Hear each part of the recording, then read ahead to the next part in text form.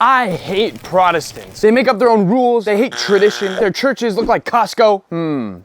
Let's fact check that. I'm Joey, a Christian that wants to reunite the church. And today we're debunking 10 lies about Protestantism, the internet's punching bag. Misconception number 1, sacraments are just symbols. People will often accuse Protestantism of having a symbolic view on the Eucharist and baptism. This is not true. There was a reformer named Ulrich Zwingli that did emphasize a symbolic view of the sacraments, but Luther and other reformers strongly rejected that. Lutherans, Anglicans, and the Reformed traditions all confess that baptism and the Lord's Supper are real means of grace. For example, the Augsburg Confession states, Christ's true body and blood are truly present under the form of bread and wine in the supper. The majority of Protestantism affirms plainly that Christ is present in the Eucharist. Now, Protestants do disagree on how Christ is present, but the majority has never seen sacraments as just mere symbols. Misconception number 2, it's a relationship, not a religion. Yeah, I puked a little too when reading that, and I get even sicker to my stomach when I realize I've said this cliche plenty of times. This is a quote thrown around a lot in different circles of Christianity, and because of this, people like to say that Protestantism hates religion. But in James 1:27, there's such a thing as a true religion, which is feeding orphans and taking care of widows. Early Protestants wrote very structured catechisms and confessions, like the Heidelberg Catechism or the Westminster Confession. Plenty of Protestantism also has vestments, liturgy, and a high view of the church. Protestantism isn't anti-religion, it's anti-hypocrisy. And that catchy phrase, relationship over religion, that's modern evangelical slang, not historic Protestant teaching. Misconception number 3. Megachurches are the Protestant norm. When you think of Protestantism, what comes to mind? For a lot of Catholics and Orthodox, it's the seeker-sensitive megachurch, trying to pour oodles and oodles of hard-earned cash into their wallets. This type of church is a 1970s to 1980s phenomenon, and this model has been perfected by communities such as Willow Creek or Saddleback Church. While these seeker-sensitive prosperity churches teach comfort above all else, the Heidelberg Catechism asks this question: what is your only comfort in life and death? That I am not my own, but belong body and soul in life and death to my faithful Savior, Jesus Christ. Now that's pretty grim, but I think that's a pretty awesome statement. So in the future, don't confuse Joel Osteen with Martin Luther. Misconception number 4, Protestants have ugly churches. I want to tell you a story. The church buildings I grew up in were nothing special. They're pretty cookie-cutter evangelical buildings. But one fateful summer, my wife and I took a trip to London, and I got to see my very first cathedral. It was St. Paul's Cathedral in London, England. Looking around at all the beauty and the mosaics, candles, icons, I thought for sure, this is like some Catholic building, right? Poor, pitiful me. Didn't realize I was in an Anglican church, a Protestant cathedral. Luther preached at St. Thomas Church in Leipzig, a Gothic masterpiece. Anglicans worshiping King's College Chapel in Cambridge, which is stunning. Sure, some Puritans preferred plain buildings, but that was theology driven. And even historic low church buildings are gorgeous. Sure, modern buildings are a hallmark of the Protestant faith. Unfortunately, it's kind of becoming a hallmark of the Christian faith. And I think all of us Christians need to fight for beauty in our worship spaces. Misconception number 5, Protestant services are concerts. This is like a half-truth, because yes, music is a part of a Protestant service, but historic Protestant worship is very structured. Hymns, scripture, group prayers, the sacraments. Look no further than the Anglican Book of Common Prayer, which is ordered liturgies still used worldwide for centuries. Luther's hymns, and plenty of others from this era, were written with congregational teaching in mind, not entertainment. Protestant worship has always had one goal in mind: to glorify God. The modern worship music that might come to mind when you think of Protestantism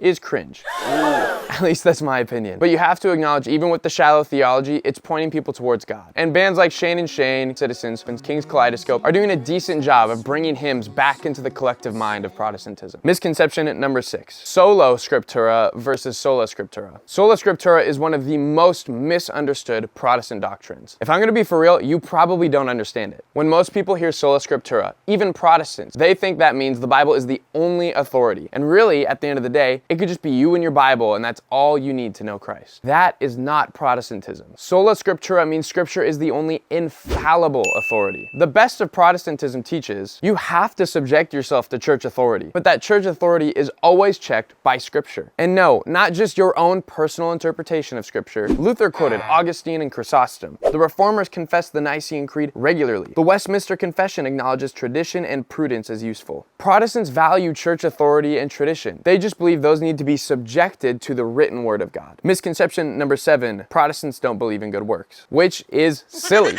Hey, Protestants, come here. A little bit closer.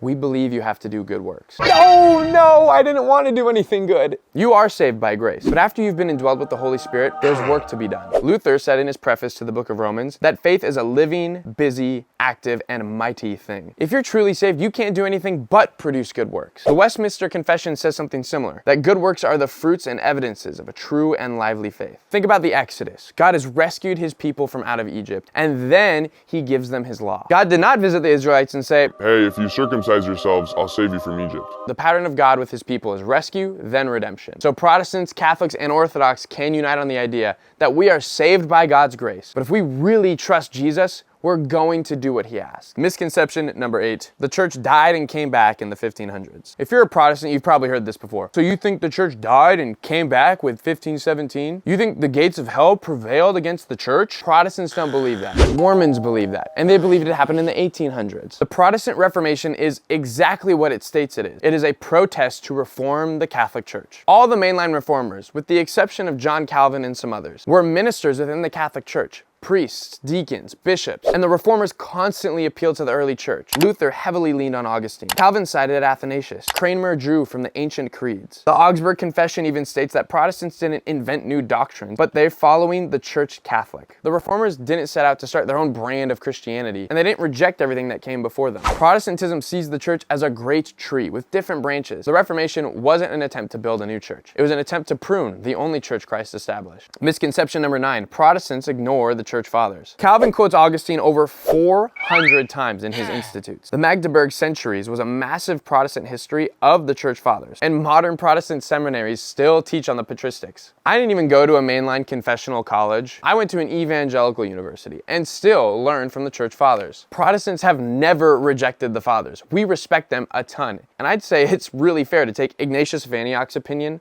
over your buddy Frank. We just rank the church fathers as an authority below scripture, and we think they can be wrong. What? Because even the apostolic churches believe that the church fathers aren't infallible. They can make mistakes too. Misconception number 10, Protestants aren't Christians. This is the most dangerous myth of them all. Protestants still confess the Nicene Creed. One God, Father Almighty, one Lord, Jesus Christ, true God from true God. Protestants affirm the Trinity, the Incarnation, the Resurrection. Those things haven't changed. And if they have, they're not Protestant. In closing, a lot of these misconceptions are getting Protestantism and evangelicalism confused. So my encouragement is take a moment, breathe, and really get to know what these traditions really teach. What's your experience with Protestantism been though? Let me know down in the comments, and subscribe for more videos on Christian unity. I'm Joey, this is Christianity United.